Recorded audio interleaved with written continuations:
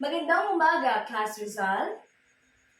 Okay, bago ang lahat, tayo muna ay manalangin. So Maria, maaari mo bang pangunahan ang panalangin?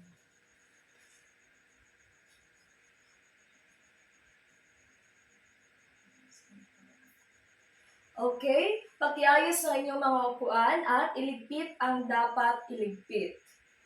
At kung tapos na, maaari na kayong umupo sa inyong mga upuan. Okay? Sa klase natin ay nais kong ilahad ang aking mga alituntunin. So, ang una ay kapag nais nyo sumagot, itaas nyo lang ang inyong kamay. At sa ating klase din ay bawal gumamit ng cellphone. So, pakitago lahat ng inyong mga gadgets para tayo ay makafocus sa ating klase. Okay, maliwanag ba? Okay, maliwanag. Isa din ay, sino ba ang lumiban sa klase ngayon? Okay, ang lumiban dito sa grupan sino? So, walang lumiban. Dito naman sa group, sa group 2, sino ang lumiban? Okay, si Jovan. Okay, si Jovan. Okay, meron ba bang lumiban sa klase? So, wala na. Okay, so dahil dyan, sa araw na ito, panibagong aralin na naman ang ating matututunan at ito ang mga layunin sa aralin natin ngayon. So dahil meron na naman tayong panibagong aralin, so meron tayong layunin. So ang unang layunin natin ay matukoy ang kahalagahan ng teknolohiya sa panitikan. Pangalawa ay makakapagbigay ng mga kagamitan at halimbawa ng teknolohiya. At ang pangtatlo ay napapahalagahan ang kahalagahan ng teknolohiya. So, Class Rizal, ready na ba kayo sa aralin natin? Okay, so ready na. Kapag ready na, okay, mag-ano nga tayo ng clap, ng fireworks clap. Okay, 1, 2, 3. Okay, very good, Class Rizal. At dahil dyan, meron akong ipapakita sa inyo na video clip na kung saan ito ay linya sa ating aralin ngayon. So, ang video clip na ito ay ating pakikinggan.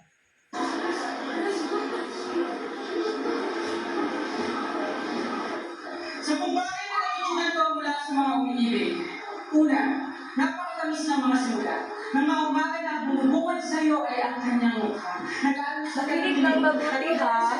Bago mo siya hanggang sa paghimbing dito. Dito mo matututunan ang tunay na kapangyarihan ng isang ngiti. Ng ibang kamay na humahawi sa iyong buhok. Ng mga mata na sumisisid sa iyong kaluluwa pangalawa. Napakadaling maging kampante at masanay sa pagmamahal. Ang malunod sa kapangyarihan ng kami, ng tayo, ng ikaw at ako, ang malimutan ng pangangailangan ng Kanya. Paano naman ang Kanya lang? Paano naman ang ako? Napakadaling malunod sa akala na ang iyo ay mananatiling iyo. Pangatlo, mapapagod ka. Pero pang-apat, ang tunay na pag-ibig ay hindi naman dapat sinusubukan, di ba? Pero pang-lima, ang tunay na pag-ibig ay hindi parating sapat. Kapag ang mga pakpak na binigay nito sa iyo ay bumigat at naging kagay ng ni ayaw kang patayin. Kapag ang langit sa puso mo na minsan mong nilipat ay naging kulungan na nasa iyo man ang susi at tandado pero ayaw mo pa rin lisanin pag-alim. Ang pinakamabagsik mong apoy ay mamamatay. Maghanda ka sa sakit. Pero huwag kang mag-aalaga ng galit to pang ito. Iiwanan kang ulo ng sugat at pilat at palibos nito. Iiwanan ka nitong ako pang walo. Maghanda ka sa wakas. Ang siyang alam ko, parang hindi ka pa handa sa wakas, pero wala naman kasi yata talagang nagiging handa sa wakas, pero nandiyan siya. Ang wakas at sa wakas pang 10. Mahalin mo pa siya sa tingin, sa tanaw. Mula sa abo na iniwan ng dati ninyong apoy, mahalin mo pa siya. Pero kapag ang pakpak ng dati ninyong pag-ibig ay naging gahos na, kapag ang langit sa puso mo na minsan mong nilipat ay bilang kuka, mahalin mo siya sa huling pagkakataon, pagkatapos, bitaw na. Okay, so napakaganda ng spoken poetry na kanyang itinanghal. So, ang video clip na yon ay tungkol sa ano? Okay, sabi niya, love life. Wow, love life daw. At saka, yung video clip na yan, alam niyo ba na iyon ay isang spoken poetry na para sa kanyang minamahal. Yes, alam ko maraming may in love dyan, maraming sawi. At yung video clip na yon, yung spoken poetry ay talagang tagos sa ating mga puso. Dahil nakaka-relate din tayo minsan dahil yun ay tungkol sa love life. Yes, tungkol sa love life. So, alam ko naman nagandahan kayo class results sa pinakita kong video clip. So, dahil dyan, dahil December 18 ngayon, so magkakaroon tayo ng tanungan portion. Okay, sa tanungan portion na ito, so dahil December 18 ngayon, so magka-count off tayo. So, ang katanungan ay, ito yung katanungan. So, base sa video clip na napanood, ano ang inyong napansin? Okay, count off tayo. 1, 2.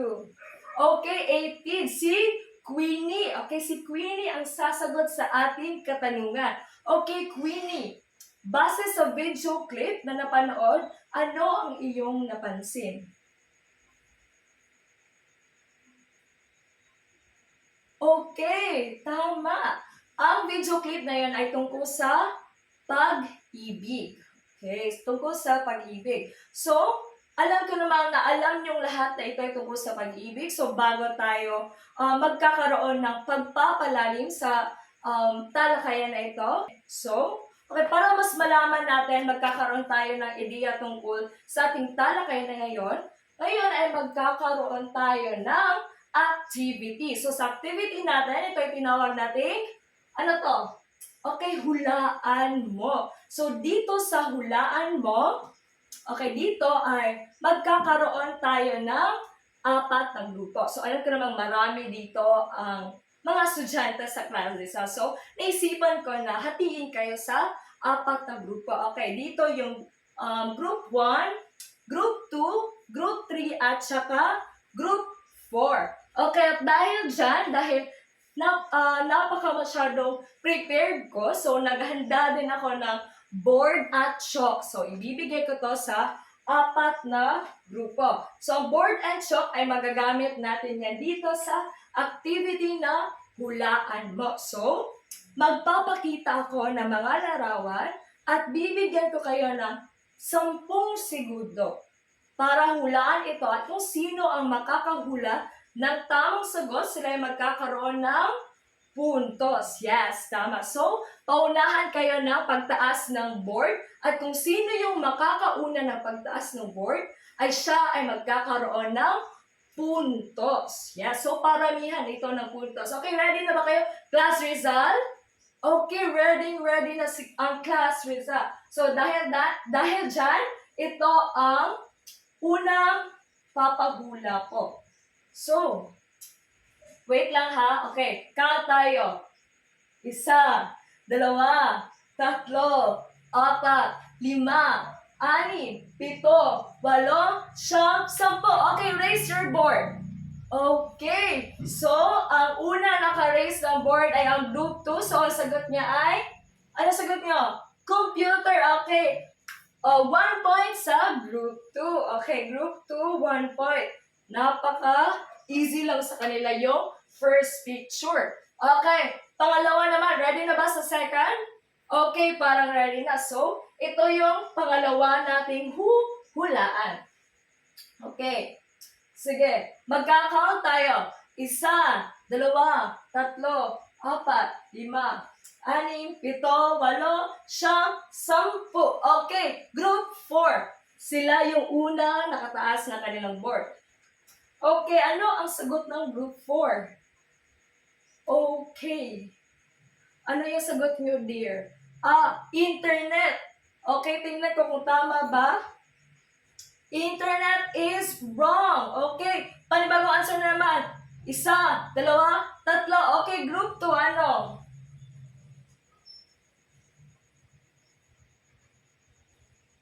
Okay, group 2, ang sagot ninyo ay television. Okay, tama na naman ang group 2. Wow, amazing ang group 2.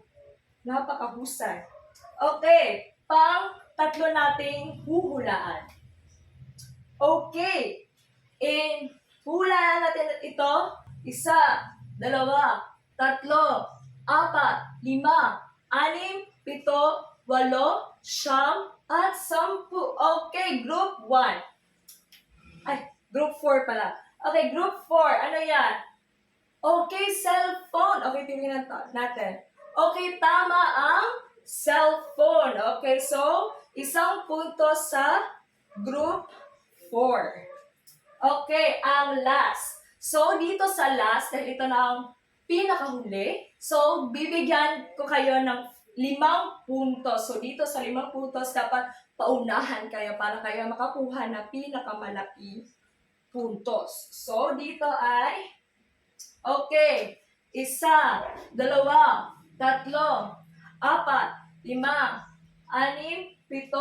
8, 8, 10. Okay, group 3. Okay, ang sagot nila ay internet. Okay, internet nga ba? Okay, internet. So, ang nanalo sa ating activity ay ang group 3. Okay, bigyan natin sila ng fireworks clap. Woo, woo. Woo. Okay, congratulations sa ating lahat, class Rizal. Okay, maaari na kayong mag-CO po. Yan. Okay, parang na-refresh yung mga minds ng ating mga estudyante dahil sa activity ngayon. Okay, tayo ay magpapatuloy. Ang pagpapatuloy natin, tayo ay magkakaroon ng tanungan. Tanungan portion ulit tayo. Okay, dahil meron tayong 4 na grupo, so magtatanong tayo sa kada grupo. Okay, simulan natin sa group 1. So, ito yung katanungan ninyo, group 1. Ano ang inyong napansin mula sa activity na iyong ginawa? Okay. Okay, Chaska. Sige, si Chaska nagtaas. Okay, Chaska. Ano nga ba ang inyong napansin mula sa activity na iyong ginawa? Okay, ito ay tungkol sa teknolohiya. So, tama ba kanyang sagot? Okay, tama. Ito ay tungkol sa teknolohiya. Di ba? Meron tayong mga hinulaan na tungkol sa internet, computer, cellphone, at iba pa. So, tama si Cheska. Okay, so, ikalawang tanong. Gaano kahalaga ang teknolohiya? Okay, dito tayo sa group 2. Okay, ikaw. Okay, nagtaas ng kamay si Edmond. Okay, Edmond. Gaano kahalaga nga ba ang teknolohiya? Okay, so, ang sabi ni Edmond ay interconnectedness ng tao, char. So, ang interconnectedness, so tama ba yon? Yes, tama. Dahil ang teknolohiya ay parang nagko-connect lahat. So, nagkakaroon ng komunikasyon mismo ang tao at ang ibang tao sa iba't ibang mundo. So, yun yung sinabi ni Edmond. So, yun ay ibig sabihin na interconnected na. So, tama yung sinabi ni Edmond. Okay, umupo ka na. Ang pangatlo, bigyan ng kahulugan ang teknolohiya sa sariling pagpapakahulugan. So, paunahan ng group 3 at group 4. Okay, ikaw. Ikaw, Samantha. Okay, Samantha. Okay, Samantha, ang iyong katanungan ay bigyan ng kahulugan ang teknolohiya sa sariling pagpapakahulugan. Okay. Okay, so tama. Ang teknolohiya daw ay napaka-importante upang tayo ay makapagkaroon ng komunikasyon. Yes. So tama yon. Komunikasyon ang kanyang sinabi. So, tama nga naman, ang internet ang teknolohiya ay isang aspeto upang tayo ay makipag-communicate sa ibang tao. So, yun yung naging parang dahilan na magkakaroon tayo ng mas mapadali ang ating nakikipag-komunikasyon sa ibang tao, kahit sa isang lugar ka man yan. Ngunit, para mas mabigyan ng malalim na eksplanasyon lahat ng aking sinabi ay ating tatalakayin kung ano nga ba ang aralin natin sa araw na ito. So, ito yung ating tatalakayin. So, Panitikan sa panahon ng internet. So alam ko naman sa inyo na tayong lahat ay gumagamit ng, yes, technology.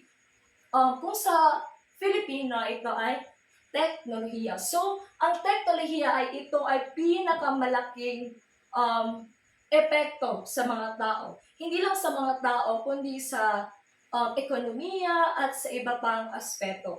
Ngunit, atin ito tatalakayin upang mas mabigyan natin ito ng malalim na pagkakahulugan. So, ano nga ba ang ibig sabihin ng panitikan sa panahon ng internet? So, unang-una, si Juan Miguel Severo. So, yung pinakita ko kanina na video clip, yun ay, ang nagtanghal nun ay si Juan Miguel Severo. So, si Juan Miguel Severo, siya ay isang sikat na spoken poetry artist.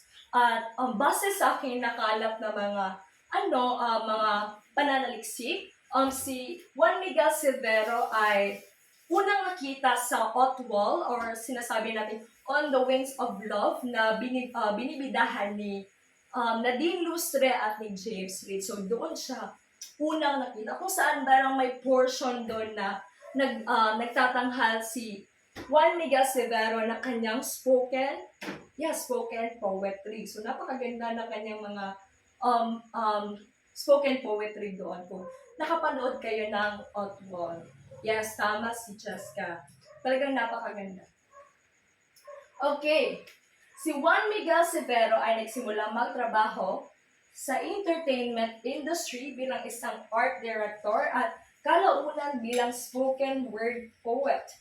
At noong 2015, isinama siya sa serye sa telebisyon na On the Wings of Love, gaya ng sinabi ko kanina, na idinarect ng kanyang kaibigan na si Antoinette Hadaone at inilabas ng ABS-CBN. At alam niyo ba, class, na ito si Juan Miguel Severo, siya ay tinaguri ang prinsipe ng hugot dahil sa kanyang mga spoken poetry na ginagawa na puros hugot. So, parang may dinadamdam siya, no? So, baka base yun sa kanya mga na-experience. Kaya ganun ang mga hugot ni Juan Miguel Severo. Okay, so si Juan Miguel Severo, siya ay nagkaroon ng itinanghal niya itong spoken poetry na iyon sa On the Wings of Love. Ito yung kapag sinabi kong mahal kita. So, nabasa ko to. Ito ay ibig sabihin sa endearment niya o pagmamahal niya sa isang babae. Yung malalim na pagmamahal niya sa babae. Kaya gumawa siya ng isang spoken poetry at itinanghal niya sa On the Wings of Love. Okay, next. Alam ko naman na kilala niyo to. Parang naghihiyawan siya. So, siya si Jonas. Yes, siya ang pinakasikat na Wattpad artist o manunulat sa ating henerasyon. Ang kanyang mga sinulat ay tungkol sa mga fictional character. So, parang guni-guni lahat lang yung mga sinusulat niya. Pero napaka-creative niya dahil yun ay napakahirap gawin. So, minsan kasi makakakita tayo ng mga maiikling kwento sa Wattpad, mga tula, at iba pa. So, yun yung makikita natin sa app na yun, na Wattpad. Okay, si Jonas ay, yun nga, ang isang sikat na manunulat sa henerasyon na yun. So, tinatawag natin ang henerasyon ngayon na puros internet ay millennial. So, millennial things yung nangyayari sa atin. Kada post natin may react, may share. Kaya halimbawa, kung ikaw ay nagpo-post ng iyong panitikan, katulad ng tula, so maaari mo itong i-share sa iba. So, maaari nila makita ng mas madali dahil iyon ay pinost mo sa social media accounts mo. So, mas accessible siya sa lahat ng tao. So, ika nga nila, ang mga makabagong anyo at mamamaraan na pagkukwento ang nagpapalapit sa bitukan ng henerasyon. Okay, tayo kasi mga Pilipino, hindi ko naman sinasabi na lahat, pero kadalasan sa atin tayo ay tamad magbasa sa libro. Okay, totoo yan. Pero, hindi ba ngayon sa mga, kadalasan kasi mga 15 years old or 20 above ay hindi nagbabasa ng libro, pero nagbabasa ng Wattpad. So, ibig sabihin nun na mas accessible sa tao yung paggamit ng social media apps kaysa sa paggamit ng libro. So, mas madali ang paggamit ng social media apps kasi isang download mo lang, so makakabasa ka na ng maraming piece kasi masasearch mo lang yun sa app na iyon. So, yan yung sinasabi nila na bituka ng henerasyon ang sinasabi nating pagkukwento. So, yun ang pinakamadaling pamaraan ng mga tao ngayon ay ang paggamit ng social media. So, dahil yun sa teknolohiya. Yan. Okay, ito yung mga sinulat ni Jonah. So, napakarami na kanyang sinulat. At isa sa mga paborito kong sinulat niya ay ang University Series. So, yun yung pinakaunang nabasa ko sa Wattpad. Kasi nakakawili yung mga kwento doon. So, maaari din kayong bumisita sa Wattpad upang makahanap ng mga librong ito. So, pwede kayong bumasa. Okay. So, halimbawa ako yung tao dyan. So, nakapalibot sa akin yung mga social media apps sa buhay natin. Okay, halimbawa merong Facebook, may Instagram, YouTube, Twitter. Alam ko na lahat tayo ay gumagamit ng mga apps na yan. At ibig sabihin diyan, ang pagpapalaganap ng panitikan gamit ang teknolohiya ay napakadali na lamang sapagkat meron tayong mga social media apps na ganito. Okay, dahil sa paggamit natin ng mga social media apps na ito, mas lalong napapadali ang ating mga ginagawa. At saka, syempre, yung magkakaroon tayo ng mga tula, meron tayong mga maiikling kwento, at nais natin ito ibahagi sa iba. So, pwede natin itong i-post sa ating mga social media account. So, napakadali na lamang ng mga prosesong ito dahil sa teknolohiya. Okay, mababatid na sumasabay ang panitikan sa modernisasyon, so totoo yan, ng mundo sa pabago-bagong aspekto ng teknolohiya at internet. Ang modernisasyon na ito ang nagluwal sa mga makabagong anyo at mamamaraan ng pagtula, pagkukwento at iba pang anyo ng panitikan. So dahil yon sa nakabagong panahon natin na paggamit natin ng teknolohiya, mas napapadali ang lahat. Okay. So, paggamit ng social media apps katulad ng Wattpad, Facebook at YouTube. Yung pinakita kong video clip, actually galing yan sa YouTube. So, mas madali lamang natin makikita kapag isinearch natin ito. So, dahil tapos na tayo sa ating talakayan, sa ating aralin ngayon, ito ay tungkol sa panitikan sa panahon ng internet. Okay, marami ba kayong natutunan, class? Okay, marami silang natutunan. So, ready na kayo sa mga gagawin natin. Susunod. Okay, parang hindi ready. Okay, ready na ba kayo? Okay, ready na. So, magkakaroon tayo ng... Okay, ano? Okay, magkakaroon tayo ng group activity. So, dito sa group activity natin, hindi na natin masyadong naramihan yung grupo. So, 2 grupo na lamang. Okay. Ang buong klase ay hahatiin sa 2 grupo at ang mga sagot ng bawat grupo ay ilalagay sa Manila paper at ipepresenta sa harapan. So, base sa napanood na video clip ng spoken poetry ni Juan Miguel Severo, gumawa ng pagsusuri kung ano ang iyong mga natutunan sa pamamagitan ng bubble map. Yung bubble map, yung katulad ng concept map na tinalakay natin noong nakaraang araw. So, yun yung gagawin natin. Gagawa tayo ng bubble map. Susundin lamang ninyo itong rubrics na inihanda ko. So, may 20 points, may 15 at saka 10 points. Okay. So, dahil dyan, hatiin ko kayo sa 2 grupo. So, dito na lang ay group 1 at saka dito ay group 2. So, yan ang basehan sa ating grupo. Okay. Ito ang mga Manila paper nandito. At saka, pentel pen. So, kumuha na lang lamang kayo dyan. Okay, maaari na kayong magsimula. Okay, 1 minute left. Okay, pasa na sa harapan.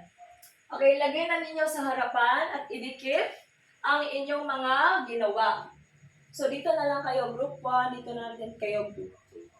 Okay, ating titingnan at iwawasto. So, dito sa group 1, okay, tama ang kailangan inilahad.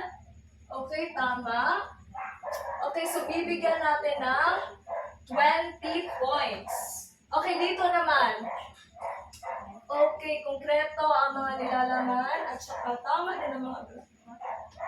So, 20 points. So, ang dalawang grupo ay binagyan ko ng 20 points lahat. So, bigyan natin ng 3 bagsak. Okay, very good class result. Napakahusay ng mga estudyante kong ito. So, next, dahil tapos na tayo sa group activity, meron na naman tayong gagawin. Yes, walang katapusan gagawin. Okay, so sa activity natin ay kumuha naman kayo ng mga papel. So, sige, maaari na kayong kumuha. Para ano. Okay, kumuha ng papel na walang ingay ha. So, sa activity natin, ito yung panuto. So, piliin sa loob ng kahon ang wastong sagot sa mga katanungan sa ibaba at isulat ang iyong sagot sa papel. So, bibigyan ko lamang kayo ng 5 minuto. Okay, maaari na kayong magsimula.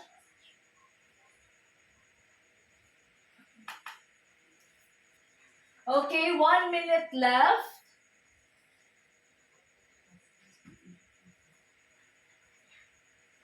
Okay, so tapos na ang 5 minuto. So, ipasa lahat ng papel sa harapan ng hindi maingay. Ipasa lahat ng walang tatayo at hindi maingay. Okay, ipasa lahat ng sa harapan. Okay, thank you. So, akin naman itong iwawasto at ibabalik sa inyo bukas, ha? So, thank you, class. Okay, dahil tapos na tayong sa talakayan natin ngayon, so magkakaroon tayo ng takdang aralin upang hindi natin malimutan kung ano yung napag-aralan natin sa araw na ito. Okay na ba sa inyo? Yes, super okay. So, dagdag to sa points ninyo. So, ang takdang aralin ay sundan ang rubric sa paggawa ng tula. So, gumawa ng isang malayang tula tungkol sa kahalagahan ng teknolohiya sa panitikan. So, gamit ang internet, i-post ang iyong gawa sa Facebook. Okay, sundan ang rubrics ng tula. So, sinabi ko dito na Facebook kasi ang topic natin ay tungkol sa teknolohiya. So, gagamitin natin ang social media na Facebook. So, magsasend naman kayo ng link sa ating messenger para mas makita ko yung gawa ninyo. Okay, maaari niyong kuhanan ng picture ang ating takdang aralin. Okay, go. Okay, tapos na ba? Okay, so tapos na tayo sa ating aralin sa araw na ito. Marami ba kayong natutunan, class? Okay, marami silang natutunan. So, isang 3 bagsak na sa lahat. Okay, very good class, Rizal. At dahil dyan, magkikita pa rin tayo bukas. Pero ako muna ay magpapaalam sa araw na ito. Okay, paalam sa inyo, class Rizal. Okay, thank you.